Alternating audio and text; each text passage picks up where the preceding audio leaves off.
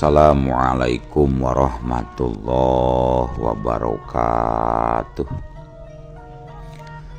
Wadia balad dongeng Ki Agus Jago di mana wae ayana. Alhamdulillah wa syukru ala ni'amillah.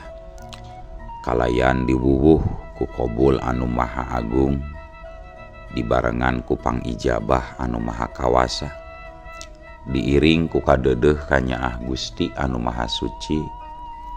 Urang ayeuna dugi kadangat ayeuna masih keneh tiasa ditepang dangukeun deui dina acara anu matuh kamemet urang sadayana. Nyatana dina pagelaran dongeng Sunda jejer carita siluman leuweung peteng ayeuna bagean anu ka 4 walasnanya pamiarsa. Ieu dongeng mangrupikeun buah karyana Kang Asep Gun ti Palihan Bandung Majalaya.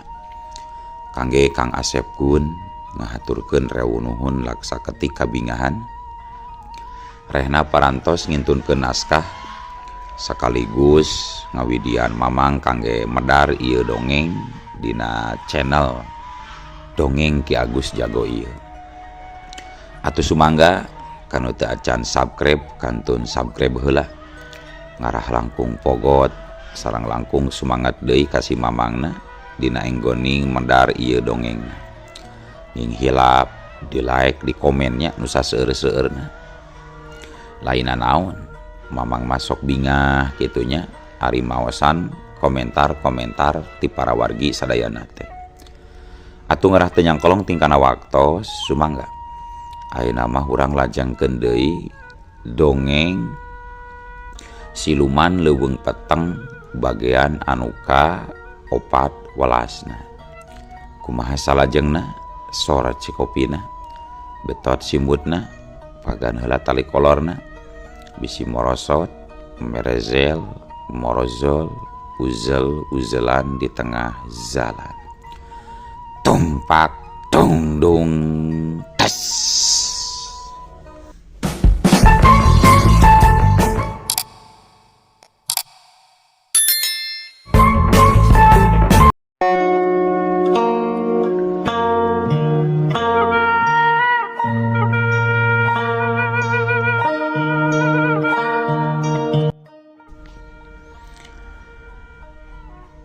Ayeuna mah euy urang nguriling heula we mending oge. Ari ngaronda teh ulah ngajedog wae nu nungguan gardu ronda. Hayu urang nguriling. Engke lamun aya bangsat asup ka lembur meureun moal katangenkeun lamun ngajedog we di dieu mah. Urang bagi tugas nguriling ayo urang bagi-bagi euy. Uing jeung Jang Abdul ye erek nguriling ka Lebak Kulon. Tah Mang Ewon jeung Jang Mod kabewetannya keun ari si Sujang nuduhan ieu mah kumaha si Sujang we da lain keur ngaronda ieu. Ceuk Mang Madsuri ngabagi tugas kanu sejena. Kituna teh bari ngareret ka Jang Wira jeung si Dirja.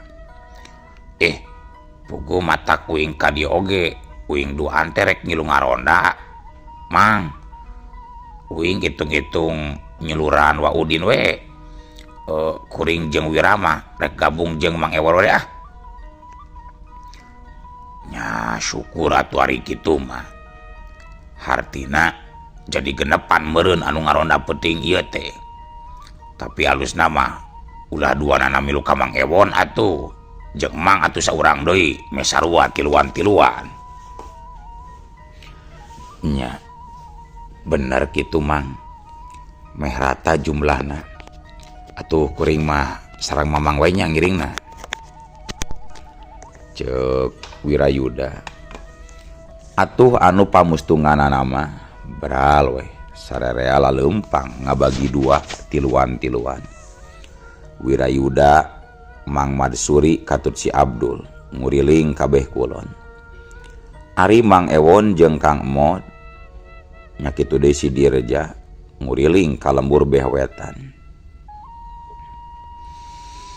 harita abringan Mang Madsuri kadenge ngawarangko ke ari Jang Wirate geus boga pamajikan acan Jang, tanya Mang Madsuri ka Wirayuda. Basa maranehna keur laleumpang mapai-mapai pipir imah-imah tatanggana. Teu acan Mang, boro-boro gaduh istri abdi mah pakasaban oge teu gaduh. Di paraban kunaon barina oge gaduh istri ari teu gaduh pakasaban Mamang. Nya kusangu atuh di paraban mah Jang, piraku di paraban kuut badag mah da lain embe. Si Akang mah ari taeun teh mun ari kusangu na teh Mamang dapanan kadah dipeser meureun beas teh. Bener gitu Jang nya, tapi tenang we ketang lah, ulah gurung gusuh da moal beakeun ieu awewe mah loba pabalatak.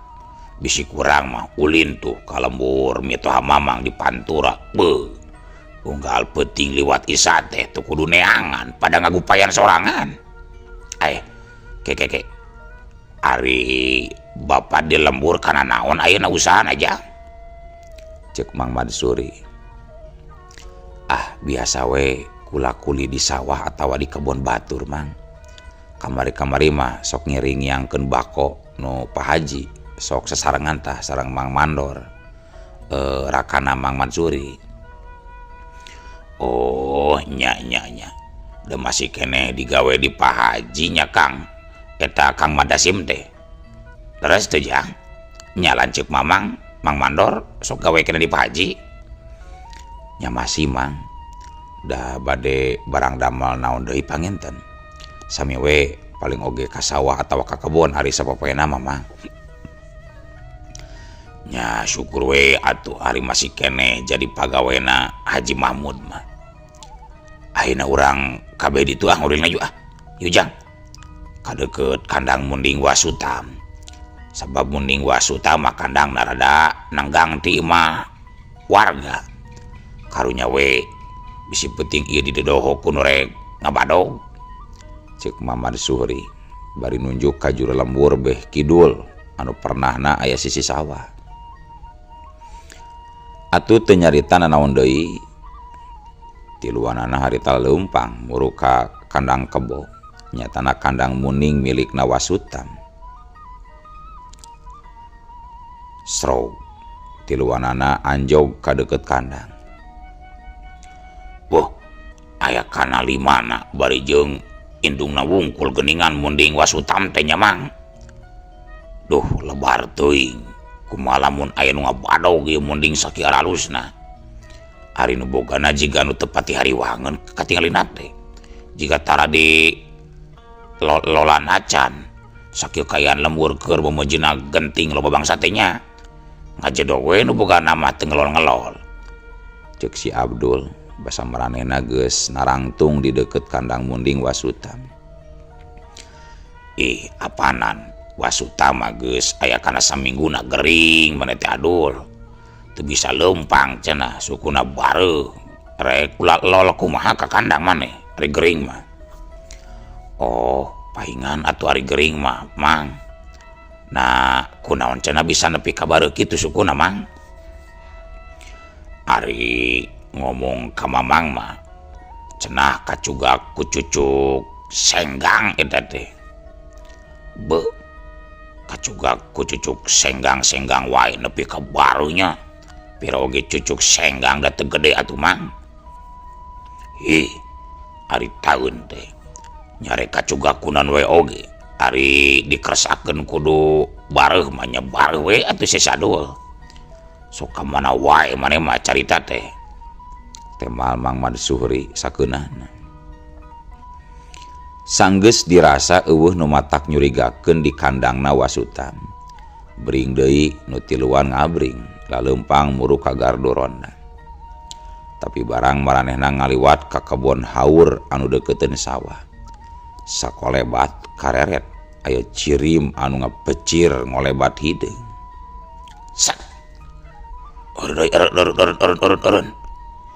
Bieu katempo teu euy aya nu ngolebat hideung cek Mang Mansuri bari reret ka sakuling bungking eta tempat. Nya Mang, tadi sareretan katempo ku kuring oge Mang. Kalau badi tuh Mang tuh lompatna tuh, jawab si Adul bari nunjuk kana jumplukan haur anu ngabeleg-beg hideung nu aya beh kencaeunana. urang tinggal ka ditu we atuh Mang, Kang. Bisinya eta teh bangsat anu nyumput. Ayo Mang. Kalawan hati-hati tiluanana pating katayep laleumpang ngadeukeutan ka tempat anu dituduhkeun tadi ku si Abdul. Katayep lalaunan akar ka katayepanana. Barang jarakna kira-kira aya kana 3 lengkahan deui. Kuliwed. Tiluanana nguliwed ka tukangan dapuran tangkal cau nu aya beh katuheun eta tempat anu dicurigana. Jempe euy, ulah anu nyaritanya. Urang tempokeun ti dieu. Lamun bener di dinya aya bangsat, pasti bakal katempo ti dieu oge euy. Sok ulah garandeng. Cek Mang Mansuri ngomongna rada diharewoskeun. Nepi ka aya kana setengah jamna anu tiluan ngadarempes tukang dapuran cau. Tapi anu keur diintipna eueuh tanda-tandana. Atuh saking ku keselna pok Mang Mansuri nyarita. Nah geuning eueuna naon dul euy. Geus hampir aya kana setengah jamna ditungguan eueuh ngelol-ngelol. Cika urang langsung we tempo kana rungkun haurna euy. Kulantaran ngarasa panasaran, terus tiluanana laleumpang ngadeuketan ka tempat anu dicuriga dipake nyumput tadi. Barang srog eueuhna naon di dinya teh. Tapi Ari Wirayuda mah bisa ngarasakeun yen memang eta tempat teh, yen memang di tempat eta tadi aya jelema. Sabab ku perwatek kaseuketan olah rasana. Kumanehna bisa kanyahoan ambeuna di palebah dinya memang urut tapak jelema nyumput. Nah, ari tadi naon atuh nu ngolebat ka dieu hidungnya. Da sidik apanan sare oge nempo. Teu paruguh teuing lah. Hayu ah, mending oge urang kagardu deui euy. Mang Ewon bisi geus narungguan di ditu. Beri sakalian urang ngarabut sampo di kebon Pak RT. Keun be da moalna naon. Asa tariris jeung perih kieu ye beuteung teh ayu ah. Cik Mang Mansuri bari terus ngalengkah ngaleos di tempat eta dituturkeun ku nuduaan. Tapi basa maranehna ngaliwat kapipireun hiji imah. Katempo aya 2 jirim jalema anu keur pating katayep. Reg. Terus areureun di handapeun jandela eta imah. Geus teu sak deui. Yakin eta jalema nu duaan teh garong anu rek nyokel jandela imah. Goblok sia. Painga ditutungguan tadi di ditu eueuh. Sing horeng geus aya di dieu geuning. Pasti nu ngolebat tadi imah ye dul. Duaan geuning jalma teh. Keun antepkeun heula hayang nyaho. Rek naraon cenah eta mangkluk. Keun ulah kadegerwakeun euy. Engke lamun geus rek asup ka jero urang tewak ku sarere euy. Tuman deui. Cek Mang Mansuri kituna teh bari dongko. Sawatara eta Wirayuda geus taki-taki pikeun nyerek eta 2 bangsat anu katempo keur nyokel jandela. Bumi saha eta teh Mang? Ceuk Wirayuda tumanya rada ngarewas. Imah Mang Sabri jang. Kumaha tuh rek ayeuna wae di tewakna eta jelema teh Mang? Tanya si Abdul minta kaputusan ti Mang Mansuri. Keheula. Urang awaskeun heula ti dieu sakedeung deui mah euy. Bisi aya baturna deui. Dari cek beja mah biasana tiluan cenah.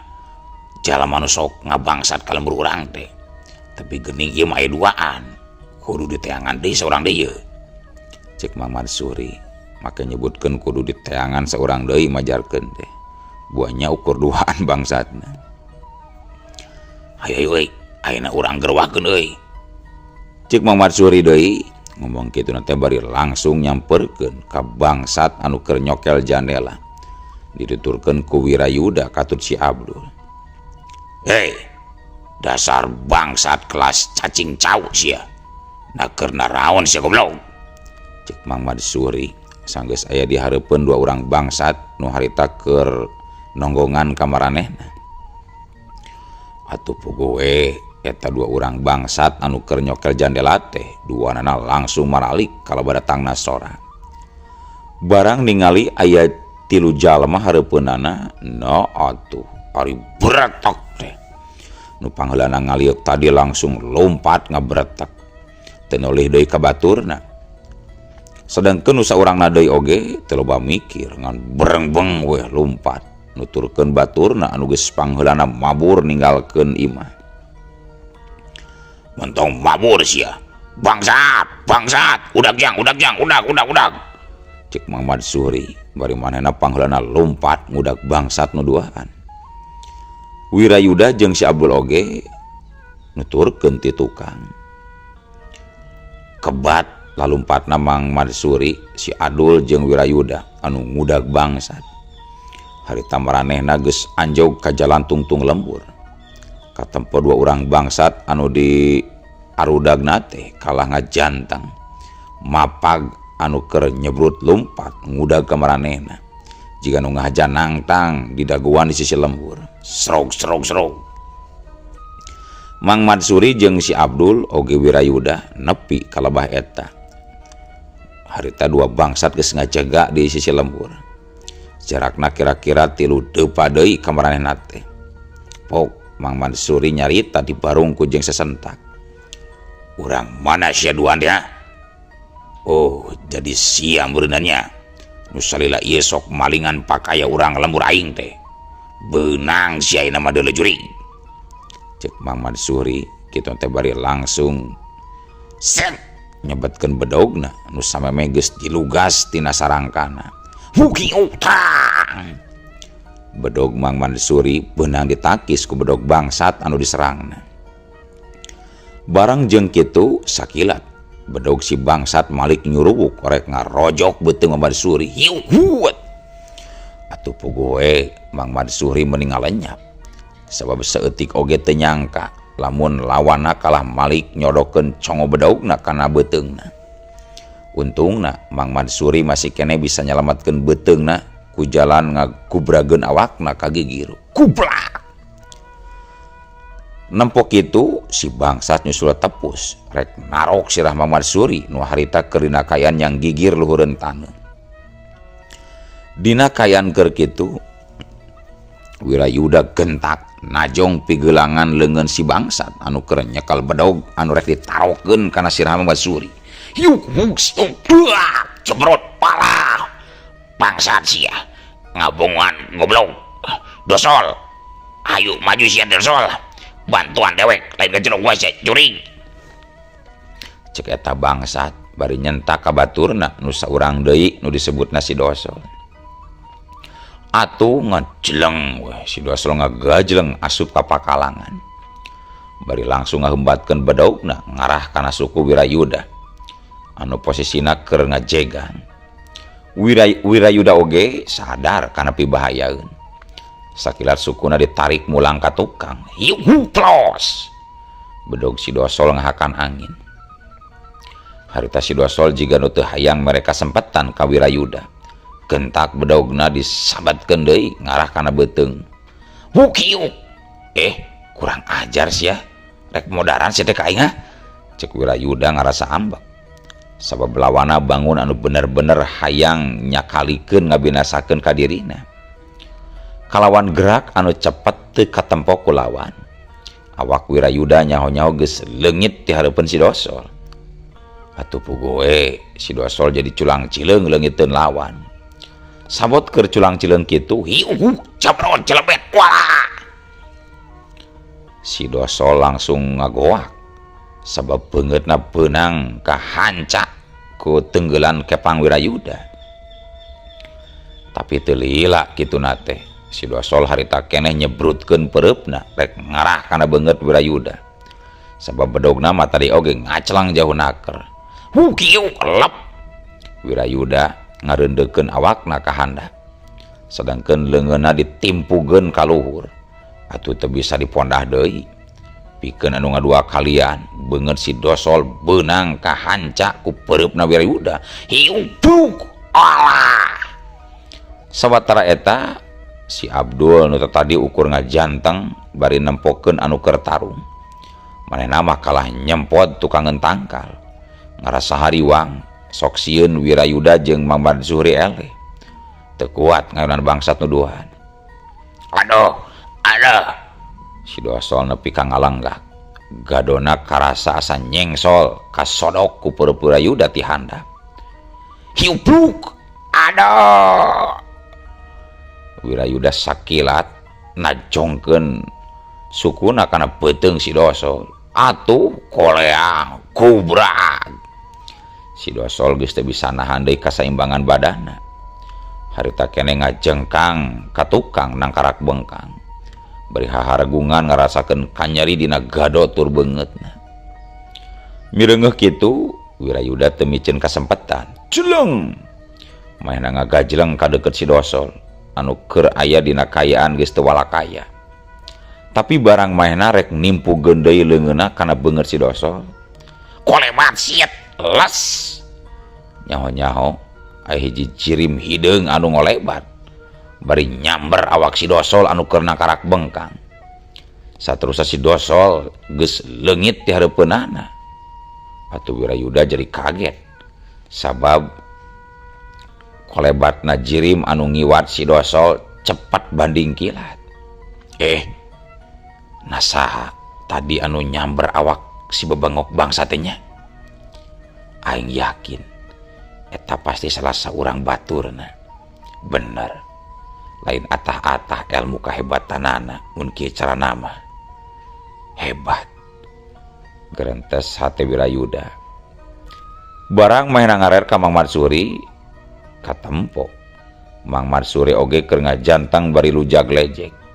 Lawana geus eueuh ti dinya. Sarua aya nu nyamber ku jirim nu tadi nyaeta lawan Wirayuda anu ngaran si Dosol teh. Kamana jang bangsat anu gelut jeung urang bieu teh jang we? Sarua geuning geus arawuh ti dieu. Malangpret kitu jang. Cek Mang Madsuri bari leumpang nyamperkeun ka palebah Wirayuda nu harita keur diuk dina akar. Si Abdul oge nu tadi nyempod di tukangeun tangkal kaluar ayeuna mah nyamperkeun ka Wirayuda. Nyamang aya anu nyamber tadi teh ku jirim hideung. Tapi duka saha? Duka jelema duka jurig mang. Da gerakan ada cepet banding kilat mang. Temal Wirayuda basa Mang Madsuri geus cingogo hareupeunana. Deukeut jeung si Abdul nu masih ngajanteng bari panonna rutret kanu duaan. Pugu sarua lawan Mamang oge kitu. Rek ditarok pisan uluna ku Mamang teh, jelas we ngaleungit. Pasti meureun dibawa ku jirim hideung ceuk ujang teh anu tadi meureun. Da ku Mang mah teu katempo jang leungitna teh. Kumaha atuh Mang? Mending urang kagarduh lawe Mang ah. Karunya Mang Ewon jeung nu lainna bisi narungguan Mang. Cek si Abdul ngomong kitu teh pedaku geus sawak sieun aya di bangsa. Nya heuh ayu atuh. Beri sakalian rek nginum heula euy. Teu kuat ti koro asa tuhureun kieu. Hayu ah. Bring we. Geus kitu mah tiluanana ngabring. Laleumpang ninggalkeun eta patempatan rek muru ka gardu ronda. Bener we. Barang anjog ka hareupeun gardu teh kasampak. Baturna nu tiluan nyaeta Mang Ewon, Kang Mod jeung Jang Dirja. Geus carempego hareupeun durukan. Barang Mang Ewon ngareret. Tah ning geus kadario daratang. Di marana nguriling teh Mang. Kuring jeung Kang Mod katut Jang Dirja nungguan teh tadi. Tas bubui sampai yo. Tah ngaja dipisahkeun aya 3 siki deui Mang. Cenah cek Mang Ewon bari rutret kanu aranyar datang. Nu ditanya teu buru-buru narembalan. Kalah kalacat weh unggah ka jero gardu. kabeneran aya cai dina teko jeung cangkirna. Terus Mang Madsuri nyician cai. Leguk-leguk we nginum. Bangun nu hanaang naker nepi ka beak tilu cangkirna. Rek nginum moal Jang. Yeuh mung penganut Jang. Cik Mang Madsuri. Bari ngareret ka Jang Wirayuda anu keur nangtung ngarendeng jeung si Adul. Teu kudu 2 kali nawaran. Wirayuda jeung si Adul pating kalacat, arunggah, terus ngarinu mending ngalek-lek bakat kutuhureun ti corona meureun.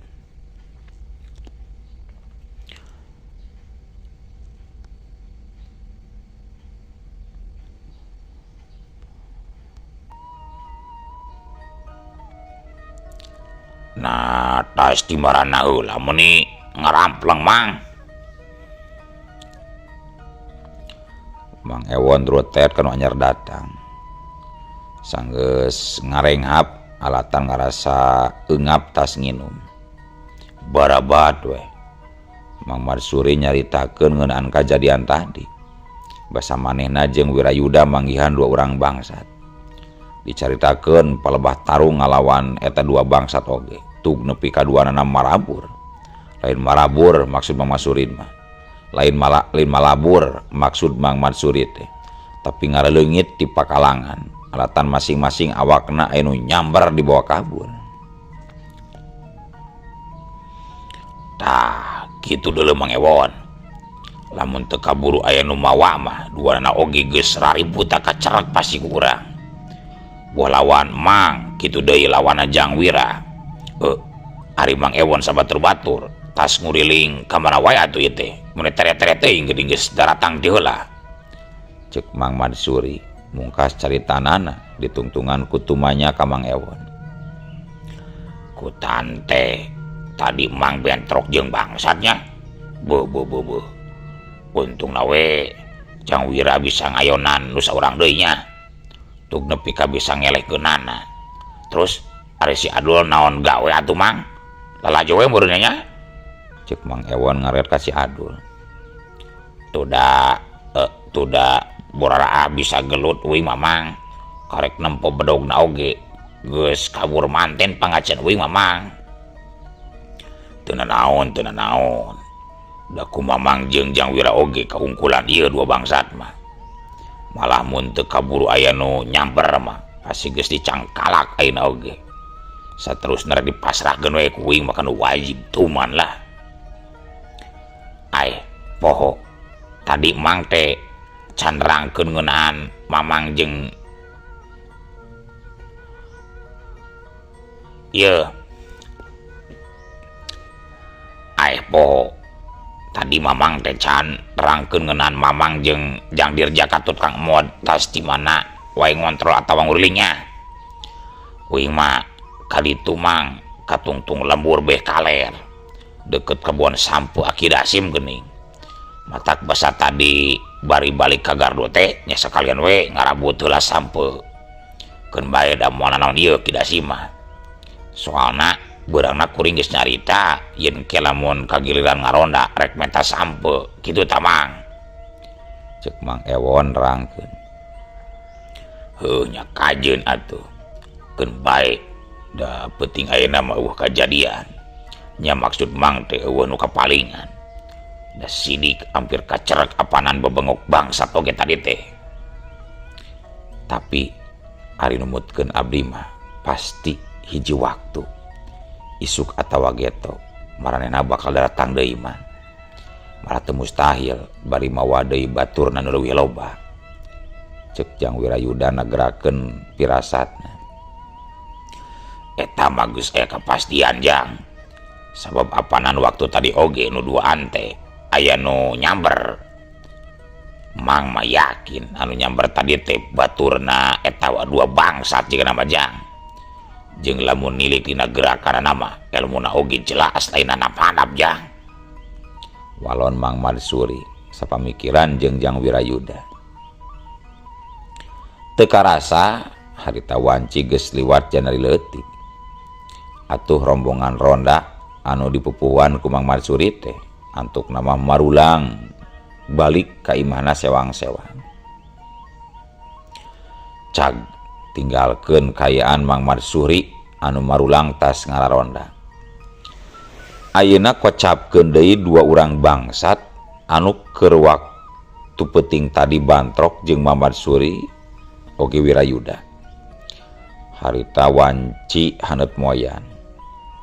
Di jero saung nu aya di sisi leuweung katempo aya 3 urang jalma keur ngariung keur ngalingkung muteran durukan anu aya hareupeun golodog saung. Nu duaan keur dariuk dina golodog bari pating sarengir ngarasakeun kanyari dina awakna. Anu saurang deui katempo keur lajag-lejeg bari nyarita dibarung ku pepeta. Tapi nalika keur lujag-lejeg kitu, na atuh ari ujug-ujug eueuh waktosna kabujeng seep wadia balad dongeng Ki Agus Jago. Keun atunya ieu dongeng teh urang cekapkeun we heula dugi ka dieu. Insyaallah enjing pageto baris dilajengkeun deui. Atuh kukitu kukieuna mamang saja amit pungkur amit mundur ti payuneun para wargi sadayana. Hayu Assalamualaikum warahmatullahi wabarakatuh.